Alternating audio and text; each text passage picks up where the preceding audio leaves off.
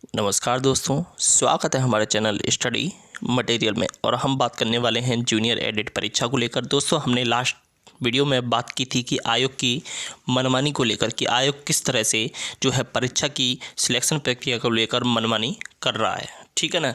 और साथ में विवाद को लेकर भी हमने बात की थी, लेकिन अचानक से ऐसा क्या हुआ जो हमें ये वीडियो बनानी पड़ी। देखिए दोस्तों, अब जो मेरिट लिस्ट का आवेदन है ना, वो उसका नोटिस दोस्तों जल्द ही आपका जो है आने वाला है। अब आप बोलोगे सर आप कब से कह रहे हो कि आपकी मेरिट लिस्ट का आवेदन आने वाला है, लेकिन कब तक आ पाएगा। तो अब मैं आपको बताऊं, देखिए मेरिट लिस्ट का आवेदन आपका जल्द ही आने वाला है। क्यों? देखिए आपका जो मैंने पहले क्या बताया था 15 फरवरी, कि 15 फरवरी तक इन्हें सिलेक्शन देना है।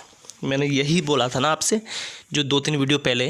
तो अब जो है ध्यान से सुनिए, स्किप करके मत भागिए। जो इसका आवेदन है, मैंने कल बताया था आपको कि 9 फरवरी, अगर 9 फरवरी तक ये सिलेक्शन के लिए कोई लिंक ओपन कर देते हैं तो आपकी सिलेक्शन की प्रक्रिया जो है वो चालू हो जाएगी। मैंने ये भी तो बोला था ना आपसे।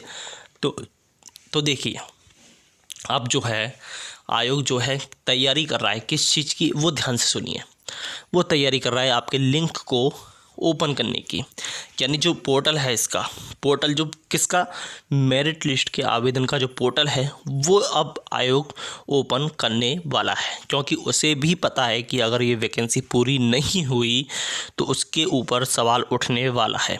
क्यों उठने वाला है? देखिए आप ध्यान से सुनिए, आप स्किप करके मत भागा करिए। वो इसलिए क्योंकि जो अभी तक प्रोसेस जो है इसकी पूरी नहीं हुई। क्यों नहीं हुई? इस बात को लेकर लोगों में जो है अभी तक जो है लोग सोच रहे हैं, विचार हैं लोगों की कि अभी तक ये प्रक्रिया जो है पूरी क्यों नहीं हुई, ठीक है ना। भरोसा जो होता है, भरोसा भी उठ रहा है सरकार से, सरकार के साथ साथ आपका आयोग से, ठीक है ना। तो आप अब आयोग को ये भर्ती पूरी करानी है, दिसंबर तक इसे पूरी करानी थी। अभी तक दिसंबर कराए नहीं, जनवरी भी निकल गया, ठीक है ना। 31 दिन एक्स्ट्रा निकल चुके और 2 दिन इसके फरवरी के निकल चुके, ठीक है ना। यानी 33 दिन एक्स्ट्रा निकल चुके हैं, अभी तक कोई भी प्रोसेस देखने के लिए नहीं मिली है इसकी। तो अब इसकी प्रोसेस जो है आपको जल्द ही देखने के लिए मिलेगी दोस्तों। वो कब तक मिलेगी? वो आपकी 9 फरवरी तक आपका कोई ना कोई 9 फरवरी से पहले आपका लिंक ओपन हो जाएगा। आपका जो है मेरिट लिस्ट के आवेदन का लिंक जो है वो ओपन हो जाएगा, ठीक है ना। अब आपको क्या क्या डॉक्यूमेंट रखने हैं वो मैं आपको बता दूं। देखिए डॉक्यूमेंट में सारे डॉक्यूमेंट रखने हैं, लेकिन साथ में ध्यान से सुनिए, साथ में आपको एफिलिएशन भी रखना है। किसका? कॉलेज का, यानी आपके कॉलेज का एफिलिएशन। अब बोलोगे सर ये क्या होता है? एफिलिएशन यानी जो एक तरह से सर्टिफिकेट होता है मान्यता प्राप्त का कॉलेज का, वो आपको कॉलेज में जाकर ही मिलेगा। कॉलेज की या फिर कॉलेज की साइट से मिल जाएगा, किसी से भी मिल जाएगा, आप कॉलेज में आकर निकलवा सकते हैं। आप वो एफिलिएशन निकलवा कर रख लीजिए पहले से ही, वो कभी भी आपका काम में आ सकता है। फिर बाद में अगर नहीं हुआ तो आपका फॉर्म वगैरह रिजेक्ट हुआ तो क्या फ़ायदा, इतने टाइम के बाद लिंक ओपन हो फिर आपका फॉर्म वगैरह भी रिजेक्ट हो जाए। इतना तो आप बात मानते हैं ना। तो आपको एफिलिएशन निकलवाना है, ठीक है। जो लोग गवर्नमेंट कॉलेज से जिन्होंने बीएड किया है उनके लिए कोई एफिलिएशन की ज़रूरत नहीं है, ठीक है ना। लेकिन जो लोग प्राइवेट से करते हैं बीएड और बीटीसी तो खैर प्राइवेट ही होता है, लेकिन जो लोग बीएड उससे करते हैं, किससे? जो लोग प्राइवेट से करते हैं उनके लिए एफिलिएशन बहुत बहुत ज़रूरी है वेरिफिकेशन के लिए। यानी जब आपका डॉक्यूमेंट वेरिफिकेशन होता है तो उसमें आपका एफिलिएशन मांगा जाता है। और ध्यान से सुनिए, आप एफिलिएशन अगर नहीं होगा तो आपका सीधे सीधे रिजेक्ट लिस्ट में आपका नाम आ जाएगा। आपने DSSB की प्रोसेस देखी होगी, उसी के बेस पर आपकी जो मेरिट लिस्ट का जो है आवेदन की प्रक्रिया वो होने वाली है। एप्लीकेशन बहुत ही ज़्यादा ज़रूरी है, आप इसे हल्के में बिल्कुल भी ना लें दोस्तों, क्योंकि एप्लीकेशन के बिना आपकी सिलेक्शन प्रक्रिया पूरी नहीं हो पाएगी। क्या फ़ायदा, इतना आपने वेट किया और उस वेट का जो भी है, आप इतना वेट करने के बाद भी आपका फॉर्म रिजेक्ट हो जाए, फिर भी आप इसमें सरकार में कमी निकालेंगे? नहीं, फिर इसके दोषी आप खुद होंगे। क्योंकि दोस्तों मैं आपको बता रहा हूँ, कोई नहीं बताता ऐसे कि क्या क्या चीज़ ज़रूरी है, ठीक है ना। और देखिए जो सेमेस्टर है, ध्यान से सुनिए, स्किप करके मत भागिए। जो सेमेस्टर है, जैसे बीएड है, बीटीसी, जो जिन्होंने अभी सेमेस्टर वाइज पढ़ाई की है, ईच सेमेस्टर की आपकी मार्कशीट या सर्टिफिकेट होना चाहिए, ठीक है ना। मार्कशीट सर्टिफिकेट ये ज़रूर मांगा जाएगा। ऐसा नहीं है कि अब अगर आपने बीए किया है तो फाइनल ईयर की आप लगा दो, ऐसा नहीं, हर ईयर की इस आपकी मार्कशीट लगेगी इसमें, ठीक है ना। और साथ में देखिए सीटेट की मार्कशीट और सर्टिफिकेट दोनों ही आपका लगने वाला है। ऐसा नहीं है कि आप सर्टिफिकेट लगा दो उसी से काम चल जाएगा, आपको मार्कशीट भी आपको अपलोड करनी पड़ेगी। जैसा कि DSSS भी अपलोड करवाता है वैसे ही आपको भी इसमें अपलोड करनी पड़ेगी, वरना आपका सिलेक्शन नहीं होगा, ठीक है ना। आप सिलेक्शन तो आप मेरिट लिस्ट में गिने ही नहीं जाएंगे, उससे पहले आपको बाहर कर दिया जाएगा। तो ये सब बातें हैं, बहुत ज़्यादा ज़रूरी हैं, ठीक है ना। अब सीटों की संख्या को लेकर हम बात कर लें कि क्या अब जब लिंक ओपन होगा तो आपकी सीटों की संख्या बढ़कर मिलेगी या नहीं मिलेगी। तो मैं आपको बता दूं, आपकी जो सीटों की संख्या है वो आपको दोस्तों बढ़कर मिलने के चांस बढ़ रहे हैं। आप यानी आपको जो अगर 9 तारीख से पहले आपका लिंक ओपन हो गया तो आपकी पूरे 99% जो है आपकी सीटों की संख्या आपको बढ़कर ही मिलने वाली है, ठीक है ना। कितनी बढ़कर मिलने वाली है ये मैं आपको बताता हूँ, आप ध्यान से सुनिए, स्किप मत करिए। वो आपको मिलेगी दोस्तों 7,500 की समथिंग सीटें, अगर आपकी सीटें बढ़ती हैं, क्योंकि दोस्तों इस पर 2 ही ऑप्शन है, या तो सीट ऐड करें या फिर उन सीटों को जो है नई भर्ती के रूप में निकाले। लेकिन अगर सीटें जो है नई भर्ती के रूप में ये निकालता है तो बहुत ही ज़्यादा दिक्कत होने वाली है, क्योंकि नई भर्ती के रूप में सीटें नहीं निकल सकती।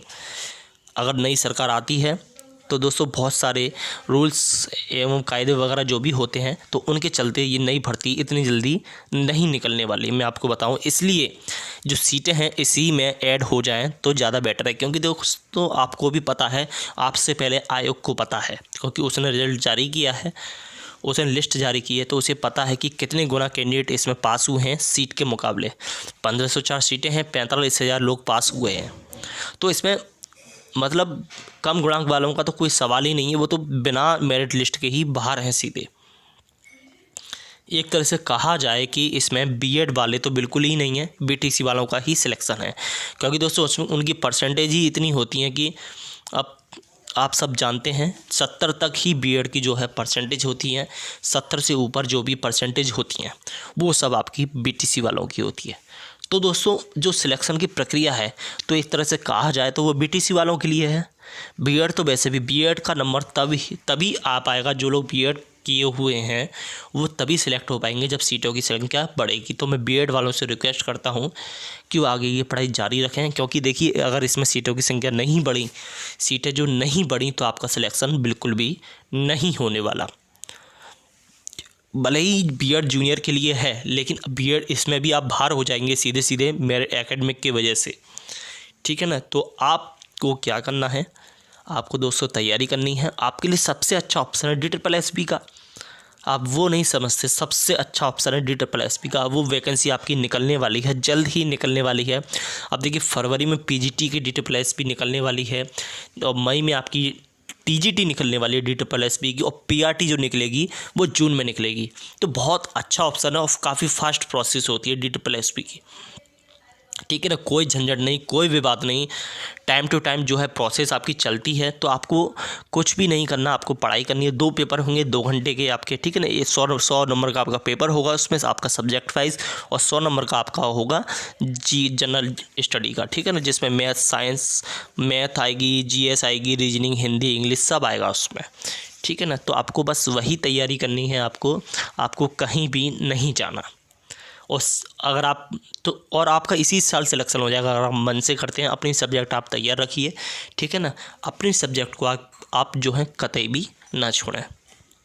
तो इसलिए बीएड वालों से कहना है कि वो अब उम्मीद छोड़ें और अपनी पढ़ाई में लग जाएं, क्योंकि आपका तभी भला हो पाएगा जब आपका सिलेक्शन जो है, सीटें हैं वो आपकी बढ़ाई जाएंगी। बिना सीटें बढ़ाए आपका सिलेक्शन नहीं हो सकता किसी भी हालत में, बस आप इतना ध्यान रखिए, ठीक है ना। क्योंकि इसमें सीटें जो हैं वो भले ही बीएड के नाम पर निकली हैं, लेकिन सिलेक्शन जो होगा वो बीटीसी वालों का होगा। ये आप भी जानते हैं, हम भी जानते हैं, और आयोग भी जानता है। क्योंकि मुझे तो ये यूपी का जो सिस्टम ही बेकार लगता है कि एकेडमिक से बीटीसी वालों के मज़े हैं। मैं तुम्हें आपको क्लियर बताऊँ, ठीक है ना। तो एकेडमिक तो होनी ही नहीं चाहिए, एकेडमिक एक तरह से गलत है, इसमें फेक बच्चे भी आगे बढ़ते हैं। मैं तो क्लियर कहता हूँ, जिसको बुरा लगे वो अब लगे, ठीक है ना, क्योंकि एकेडमिक्स लोग फेक भी बढ़ा देते हैं, ठीक है ना। कोई नकल से पास होता है, कोई ऐसे प्राइवेट कॉलेजों वाले तो क्या होता है, उनकी तो परसेंटेज ज़्यादा होती ही हैं। गवर्नमेंट कॉलेज की परसेंटेज देखी है कभी, इतनी नहीं होती, ठीक है ना। तो आपसे यही कहना है दोस्तों, और इस वीडियो को आप ज़्यादा से ज़्यादा शेयर करें दोस्तों, जिससे बहुत सारे लोग इस वीडियो से जुड़ पाएँ और लोगों को जानकारी मिल पाए। और चैनल को अभी तक सब्सक्राइब नहीं किया है तो उसे भी आप सब्सक्राइब कर लें, और साथ में जो घंटे का बटन दे रखा है उसे भी क्लिक कर दें, जिससे हमारी आगे आने वाली वीडियो का नोटिफिकेशन आपको सबसे पहले प्राप्त हो जाए। तो दोस्तों आज की वीडियो में बस इतना ही। आज के लिए धन्यवाद। जय हिंद।